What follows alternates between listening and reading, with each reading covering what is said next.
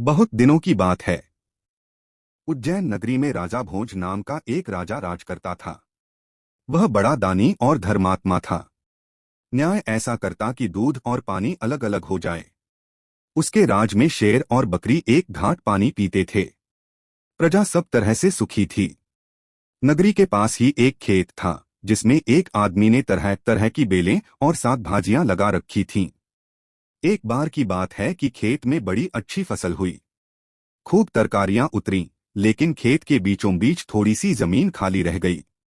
बीज उस पर डाले थे पर जमे नहीं। सो खेत वाले ने क्या किया कि वहां खेत की रखवाली के लिए एक मचान बना लिया।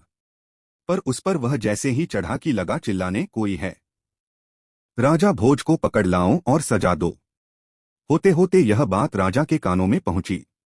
राजा ने कहा, मुझे उस खेत पर ले चलो। मैं सारी बातें अपनी आंखों से देखना और कानों से सुनना चाहता हूं। लोग राजा को ले गए। खेत पर पहुंचते ही देखते क्या है कि वह आदमी मचान पर खड़ा है और कह रहा है, राजा भोज को फौरन पकड़ लाओ और मेरा राज उससे ले लो। जाओ, जल्दी जाओ। यह सुनकर राजा को बड़ा डर लगा। वह चुपचाप महल में लौटा आया। फिक्र के मारे उसे रात भर नींद नहीं आई। ज्यों-त्यों रात बिताई।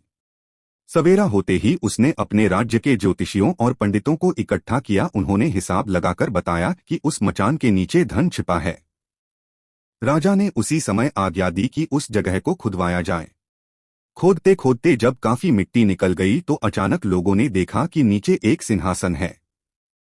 उनके अचरज का ठिकाना न रहा। राजा को खबर मिली तो उसने उसे बाहर निकालने को कहा, लेकिन लाखों मजदूरों के जोर लगाने पर भी वह सिंहासन तस से मसन हुआ। सिंहासन के चारों ओर 8-8 पुतलियां खड़ी थीं।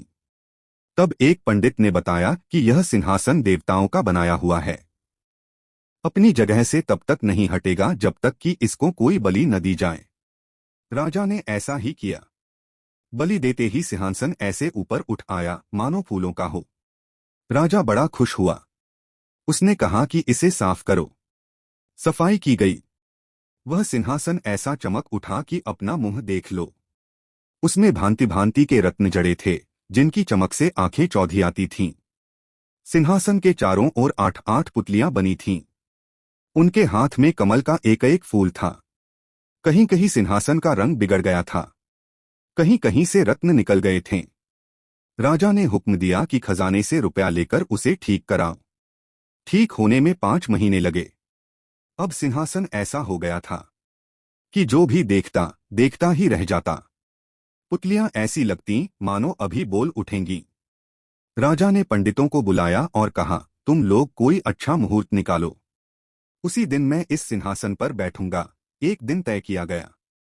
दूर दूर तक लोगों को निमंत्रण भेजे गए। तरह तरह के बाजे बजने लगे। महलों में खुशियां मनाई जाने लगीं। सब लोगों के सामने राजा सिंहासन के पास जाकर खड़े हो गए। लेकिन जैसे ही उन्होंने अपना दाहिना पैर बढ़ाकर सिंहासन पर रखना चाहा कि सबकी सब पुतलियां खिलखिलाकर हंस पड़ी। लोगों को बड़ा अचंभा हुआ कि ये बेजान पुतलियां कैसे हंस पड़ी। राजा ने डर के मारे अपना पैर खींच लिया और पुतलियों से बोला, ओ पुतलियों, सच सच बताओ कि तुम क्यों हंसी। पहली पुतली का नाम था रत्नमंजरी। राजा की बात सुनकर वह बोली, राजन, आप बड़े तेजस्वी हैं, धनी हैं, बलवान हैं, लेकिन घमंड करना ठीक नहीं। सुनो, जिस राजा का यह सिंहासन है उसके यहाँ तुम जैसे तो हजारों नौकर चाकर थे। यह सुनकर राजा आगबबूला हो गया। बोला, मैं अभी इस सिंहासन को तोड़कर मिट्टी में मिला दूंगा। पुतली ने शांति से कहा, महाराज, जिस दिन राजा विक्रमादित्य से हम अलग हुई उसी दिन हमारे भाग्य फूट गए। हमारे लिए सिंहासन धूल में मिल गया। राजा का गुस्सा दूर हो गया। उन्होंने कहा, पुतली रानी, तुम्हारी बात मेरी समझ में नहीं आई। साफ साफ कहो। पुतली ने कहा, अच्छा सुनो। पहली पुतली रत्नमंजरी। अम्बावती में एक राजा राज करता था। उसका बड़ा रौबदाब था। वह बड़ा दानी था। उसी राज्य में धर्मसेन नाम का एक और बड़ा राजा हुआ। उसकी 4 रानियां थीं। एक थी ब्राह्मण, दूसरी क्षत्रिय, तीसरी वैश्य और चौथी शूद्र। ब्राह्मणी से एक पुत्र हुआ जिसका नाम ब्राह्मणीत रखा गया। क्षत्राणी से 3 बेटे हुए। एक का नाम शंख, दूसरे का नाम विक्रमादित्य और तीसरे का भर्तृहरि रखा गया। वैश्य से एक लड़का हुआ जिसका नाम चंद्र रखा गया। शूद्राणी से धनवंतारी हुए। जब वे लड़के बड़े हुए तो ब्राह्मणी का बेटा दीवान बना। बाद में वहां बड़े झगड़े हुए। उनसे तंग आकर वह लड़का घर से निकल पड़ा और धारापुर आया। हे राजन, वहां का राजा तुम्हारा बाप था। उस लड़के ने किया क्या कि राजा को मार डाला और राज्य अपने हाथ में करके उज्जैन पहुंचा। संयोग की बात की उज्जैन में आते ही वह मर गया। उसके मरने पर क्षत्राणी का बेटा शंख गद्दी पर बैठा।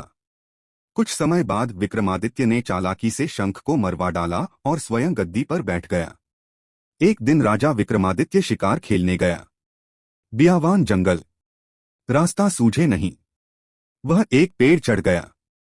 ऊपर जाकर चारों ओर निगाह दौड़ाई तो पास ही उसे एक बहुत बड़ा शहर दिखाई दिया। अगले दिन राजा ने अपने नगर में लौटकर उसे बुलवाया। वह आया।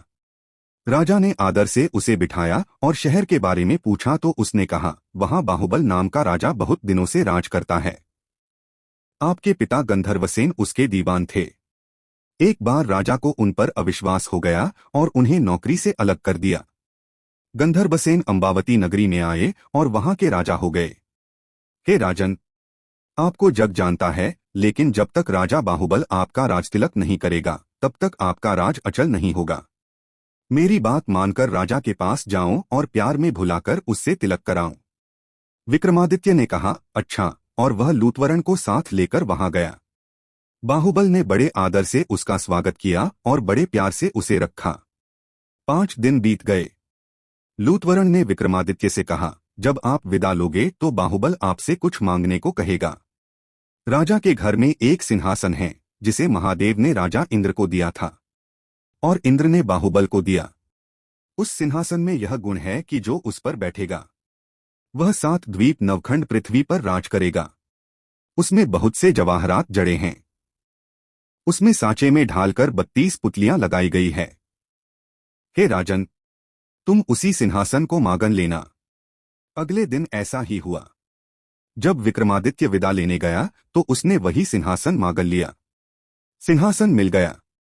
बाहुबल ने विक्रमादित्य को उस पर बिठाकर उसका तिलक किया और बड़े प्रेम से उसे विदा किया। इससे विक्रमादित्य का मान बढ़ गया। जब वह लौटकर घर आया तो दूर दूर के राजा उससे मिलने आए। विक्रमादित्य चैन से राज करने लगा। एक दिन राजा ने सभा की और पंडितों को बुलाकर कहा, मैं एक अनुष्ठान करना चाहता हूं।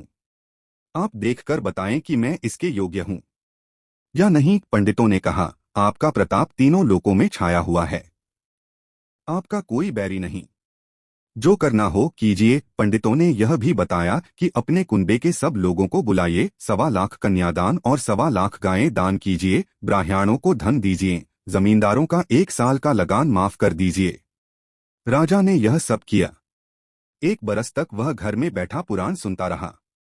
उसने अपना अनुष्ठान इस ढंग से पूरा किया कि दुनिया के लोग धन्य धन्य करते रहे। इतना कहकर पुतली बोली, हे राजन, तुम ऐसे हो तो सिंहासन पर बैठो। पुतली की बात सुनकर राजा भोज ने अपने दीवान को बुलाकर कहा, आज का दिन तो गया, अब तैयारी करो, कल सिंहासन पर बैठेंगे। अगले दिन जैसे ही राजा ने सिंहासन पर बैठना चाहा कि दूसरी पुतली है जो राजा विक्रमादित्य जैसा गुणी हो। राजा ने पूछा, विक्रमादित्य में क्या गुण थे? पुतली ने कहा, सुनो, सीरीज शुरू करने से पहले आपको बात दूं कि इस कहानी में 32 पुतलियां हैं। पहली पुतली का नाम है रत्नमंजरी। उसने सुनाई कहानी हम अगले वीडियो में सादर करेंगे। सभी कहानियां सुनने के लिए नीचे दिए गए सब्सक्राइब बटन को दबाएं और वीडियो को लाइक जरूर करें और अपने बचपन में सुनी कहानियों की यादों को ताजा करें। धन्यवाद। मिलते हैं अगले वीडियो में।